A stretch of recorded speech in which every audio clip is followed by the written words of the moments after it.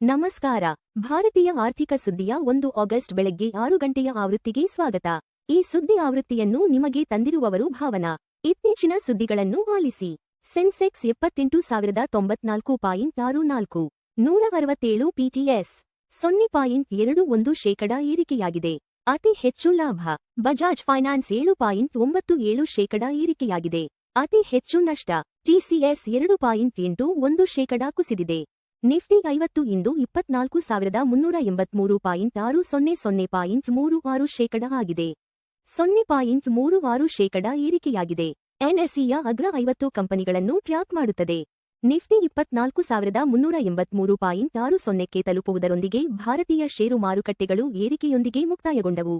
BSE Sensex (21%) ಏರಿಕೆಯಾಗಿ 78,094.64ಕ್ಕೆ ತಲುಪಿದರೆ, NSE Nifty 50 (0.36% ಗಳಿಸಿ 24,383.60ಕ್ಕೆ ತಲುಪಿತು. Nifty 24,383.60ಕ್ಕೆ ತಲುಪುವುದರೊಂದಿಗೆ ಭಾರತೀಯ ಷೇರು ಮಾರುಕಟ್ಟೆಗಳು ಏರಿಕೆಯೊಂದಿಗೆ ಮುಕ್ತಾಯಗೊಂಡವು. ಬಜಾಜ್ ಫೈನಾನ್ಸ್ (7.97% ಏರಿಕೆಯಾಗಿ ₹1,141.20 ಮತ್ತು ಬಜಾಜ್ ಫಿನ್ಸರ್ವ್ (6.27% ಏರಿಕೆಯಾಗಿ ₹2,029.10 ತಲುಪಿದ್ದು ಪ್ರಮುಖ ಲಾಭದಾಯಕ ಷೇರುಗಳಾಗಿವೆ. ರೂಪಾಯಿ ಮೌಲ್ಯ ರಕ್ಷಿಸಲು ಆರ್ಬಿಐನಿಂದ $7 ಬಿಲಿಯನ್ ಮಾರಾಟ.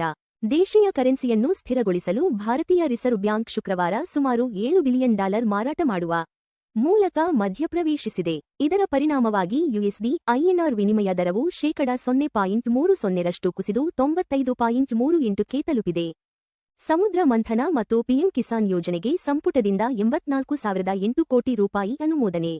ಸಮುದ್ರ ಮಂಥನ ಅಡಿಯಲ್ಲಿ ಆಳ ಸಮುದ್ರದ ಪರಿಶೋಧನೆಯನ್ನು ವೇಗಗೊಳಿಸಲು ಕೇಂದ್ರ ಸಚಿವ ಸಂಪುಟವು 84,008 ಕೋಟಿ ರೂಪಾಯಿ ಕಾರ್ಯಕ್ರಮಕ್ಕೆ ಅನುಮೋದನೆ ನೀಡಿದೆ. ಹೆಚ್ಚುವರಿಯಾಗಿ ದೇಶಾದ್ಯಂತದ ರೈತರಿಗೆ ಬೆಂಬಲ ನೀಡಲು ಸರ್ಕಾರವು ಪಿಎಂ ಕಿಸಾನ್ ಯೋಜನೆಯನ್ನು ವಿಸ್ತರಿಸಿದೆ. ಭಾರತದ ಹಣಕಾಸು ಕೊರತೆಯು ಪೂರ್ಣ ವರ್ಷದ ಗುರಿಯ %18.2ಕ್ಕೆ ಏರಿಕೆ. ಸರ್ಕಾರದ ವೆಚ್ಚಗಳು ಹೆಚ್ಚಾದ ಕಾರಣ ಜೂನ್ ಅಂತ್ಯದ ವೇಳೆಗೆ ಭಾರತದ ಹಣಕಾಸು ಕೊರತೆಯು ಹಣಕಾಸು ವರ್ಷ 2027ರ ಗುರಿಯ %18.2ಕ್ಕೆ ವಿಸ್ತರಿಸಿದೆ. ಇದು ಮೇ ಅಂತ್ಯದಲ್ಲಿ ದಾಖಲಾಗಿದ್ದ %9.6ರ ಕೊರತೆಯಿಂದ ಗಣನೀಯ ಏರಿಕೆಯನ್ನು ತೋರಿಸುತ್ತದೆ. ಪ್ರವರ್ತಕರ ನಿಧಿ ಹೂಡಿಕೆಗೆ ಷೇರುದಾರರ ಒಪ್ಪಿಗೆಯ ನಡುವೆ ಜಿ ಎಂಟರ್ಟೈನ್ಮೆಂಟ್ಗೆ ಸೆಬಿ ದಂಡ. ಸೆಬಿ ಜಿ ಎಂಟರ್ಟೈನ್ಮೆಂಟ್ಗೆ ₹1.48 ಕೋಟಿ ದಂಡ ವಿಧಿಸಿದೆ ಮತ್ತು ಸಿಇಒ ಪುನೀತ್ ಗೋಯೆಂಕಾ ಹಾಗೂ ಸಂಸ್ಥಾಪಕ ಸುಭಾಷ್ ಚಂದ್ರ ಅವರನ್ನು ನಿರ್ಬಂಧಿಸಿದೆ. ಈ ನಡುವೆ ಷೇರುದಾರರು ₹3,143.5 ಕೋಟಿ ಮೌಲ್ಯದ ಪ್ರವರ್ತಕರ ನಿಧಿ ಹೂಡಿಕೆಗೆ ಅನುಮೋದನೆ ನೀಡಿದ್ದಾರೆ. ಹೆಚ್ಚುತ್ತಿರುವ ಹಣದುಬ್ಬರದ ಆತಂಕದ ನಡುವೆ ಬೆಲೆ ಏರಿಕೆಗೆ ಭಾರತೀಯ ಗ್ರಾಹಕ ಕಂಪನಿಗಳ ಯೋಜನೆ. ಹೆಚ್ಚುತ್ತಿರುವ ಇನ್ಪುಟ್ ವೆಚ್ಚಗಳನ್ನು ಸರಿದೂಗಿಸಲು ಭಾರತದ ಅತಿದೊಡ್ಡ ಗ್ರಾಹಕ ಸರಕುಗಳ ಕಂಪನಿಗಳು ಉತ್ಪನ್ನಗಳ ಬೆಲೆಗಳನ್ನು ಹೆಚ್ಚಿಸಲು ಸಿದ್ಧತೆ ನಡೆಸುತ್ತಿವೆ. ಈ ಕ್ರಮವು ಮುಂಬರುವ ತ್ರೈಮಾಸಿಕಗಳಲ್ಲಿ ಭಾರತೀಯ ರಿಸರ್ವ್ ಬ್ಯಾಂಕ್ನ ಹಣದುಬ್ಬರದ ಮುನ್ಸೂಚನೆಯನ್ನು ಪರೀಕ್ಷಿಸುವ ನಿರೀಕ್ಷೆಯಿದೆ. ಕಚ್ಚಾ ತೈಲ ಬೆಲೆ %5ಕ್ಕಿಂತ ಹೆಚ್ಚು ಏರಿಕೆ. ಚಿನ್ನ ಮತ್ತು ಬೆಳ್ಳಿ ಕುಸಿತ. ಹೆಡ್ಜ್ ಫಂಡ್ಗಳು ಬುಲಿಶ್ ಬೆಟ್ಗಳನ್ನು ಹೆಚ್ಚಿಸಿದ್ದರಿಂದ ಕಚ್ಚಾ ತೈಲವು %5.39 ಏರಿಕೆಯಾಗಿ ಪ್ರತಿ ಬ್ಯಾರೆಲ್ಗೆ $86 ಮತ್ತು 80 ಸೆಂಟ್ಗೆ ತಲುಪಿದೆ. ಕಚ್ಚಾ ತೈಲ ಬೆಲೆ %5ಕ್ಕಿಂತ ಹೆಚ್ಚು ಏರಿಕೆ. ಚಿನ್ನ ಮತ್ತು ಬೆಳ್ಳಿ ಕುಸಿತ. ಈ ನಡುವೆ ಚಿನ್ನವು %0.83 ಕುಸಿದು ಪ್ರತಿ ಟ್ರಾಯ್ ಔನ್ಸ್ಗೆ $4,098 ಮತ್ತು 60 ಸೆಂಟ್ಗೆ ಮತ್ತು ಬೆಳ್ಳಿಯು %1.43 ಕುಸಿದು ಪ್ರತಿ ಟ್ರಾಯ್ ಔನ್ಸ್ಗೆ $57 ಮತ್ತು 78 ಸೆಂಟ್ಗೆ ತಲುಪಿದೆ. ಸುಧಾರಣೆಗಳ ನಂತರ ಜಾಗತಿಕ ಸ್ಪರ್ಧಾತ್ಮಕತೆಯ ಶ್ರೇಯಾಂಕದಲ್ಲಿ 25 ಸ್ಥಾನ ಮೇಲೇರಿದ ಭಾರತ. ದೇಶೀಯ ಆರ್ಥಿಕ ಸುಧಾರಣೆಗಳ ಕಾರಣದಿಂದಾಗಿ ಭಾರತವು ಜಾಗತಿಕ ಸ್ಪರ್ಧಾತ್ಮಕತೆಯ ಶ್ರೇಯಾಂಕದಲ್ಲಿ 25 ಸ್ಥಾನಗಳನ್ನು ಮೇಲಕ್ಕೆತ್ತಿ ತನ್ನ ಸ್ಥಾನವನ್ನು ಸುಧಾರಿಸಿಕೊಂಡಿದೆ. ಈ ಸುಧಾರಣೆಗಳು ಮಾರುಕಟ್ಟೆಯ ಅಡಚಣೆಗಳನ್ನು ಯಶಸ್ವಿಯಾಗಿ ಕಡಿಮೆ ಮಾಡಿದ್ದು, ವ್ಯವಹಾರದ ದಕ್ಷತೆಯನ್ನು ಹೆಚ್ಚಿಸಿವೆ. ಅಮೆಜಾನ್ ಗಳಿಕೆಯು ಕೃತಕ ಬುದ್ಧಿಮತ್ತೆಯ ಆತಂಕಗಳನ್ನು ಶಮನಗೊಳಿಸಿದ್ದರಿಂದ ಯುಎಸ್ ಷೇರುಗಳು ಏರಿಕೆ. ಕೃತಕ ಬುದ್ಧಿಮತ್ತೆ ಎಐ ವೆಚ್ಚಗಳ ಕುರಿತು ಹೂಡಿಕೆದಾರರ ಆತಂಕಗಳನ್ನು ನಿವಾರಿಸಿದ ಅಮೆಜಾನ್ನ ಬಲವಾದ ತ್ರೈಮಾಸಿಕ ವರದಿಯ ಬೆಂಬಲದಿಂದ ಶುಕ್ರವಾರ ವಾಲ್ ಸ್ಟ್ರೀಟ್ ಏರಿಕೆಯೊಂದಿಗೆ ಮುಕ್ತಾಯಗೊಂಡಿತು. ಈ ಸಕಾರಾತ್ಮಕ ಭಾವನೆಯು ಪ್ರಮುಖ ಯುಎಸ್ ಸೂಚ್ಯಂಕಗಳು ಹಿಂದಿನ ನಷ್ಟದಿಂದ ಚೇತರಿಸಿಕೊಳ್ಳಲು ಸಹಾಯ ಮಾಡಿತು.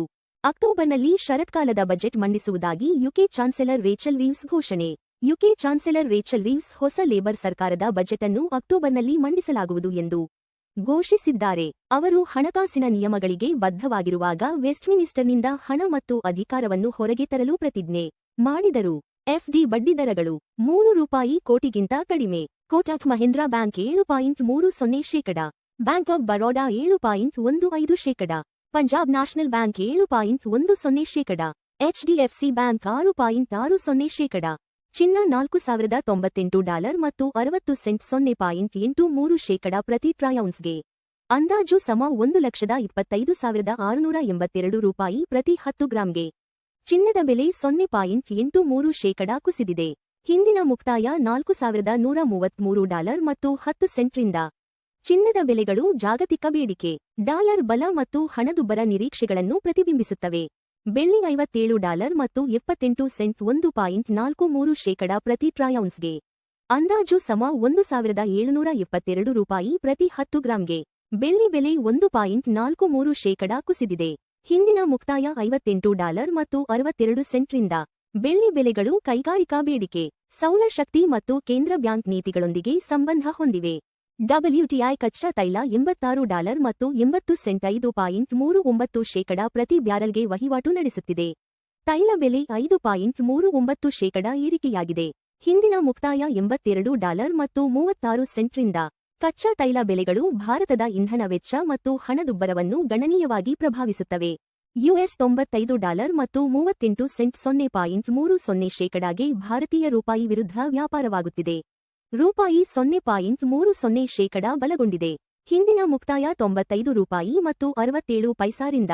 ದುರ್ಬಲ ರೂಪಾಯಿ ಆಮದು ವೆಚ್ಚವನ್ನು ಹೆಚ್ಚಿಸುತ್ತದೆ, ಆದರೆ ಐಟಿ ಮತ್ತು ಫಾರ್ಮಾ ರಫ್ತುದಾರರಿಗೆ ಪ್ರಯೋಜನವಾಗುತ್ತದೆ. ಎಲ್ಪಿಜಿ ಸಿಲಿಂಡರ್ ಬೆಲೆಗಳು ಪ್ರಮುಖ ನಗರಗಳು. ಚೆನ್ನೈ $957 ಮತ್ತು 50 ಪೈಸಾ, $3,106. ಬೆಂಗಳೂರು $944 ಮತ್ತು 50 ಪೈಸಾ, $3,021. ಹೈದರಾಬಾದ್ $994, $3,191. ಆಂಧ್ರಪ್ರದೇಶ $966 ಮತ್ತು 50 ಪೈಸಾ, $3,128. ಭಾರತೀಯ ಆರ್ಥಿಕ ಸುದ್ದಿ ನೋಡಿದ್ದಕ್ಕಾಗಿ ಧನ್ಯವಾದಗಳು. ಪ್ರತಿದಿನ ಬೆಳಿಗ್ಗೆ ಮತ್ತು ಸಂಜೆ 6 ಗಂಟೆಗೆ ನಮ್ಮ ಸುದ್ದಿಯನ್ನು ನೋಡುತ್ತೀರಿ. ಲೈಕ್, ಶೇರ್ ಮತ್ತು ಸಬ್ಸ್ಕ್ರೈಬ್ ಮಾಡಿ.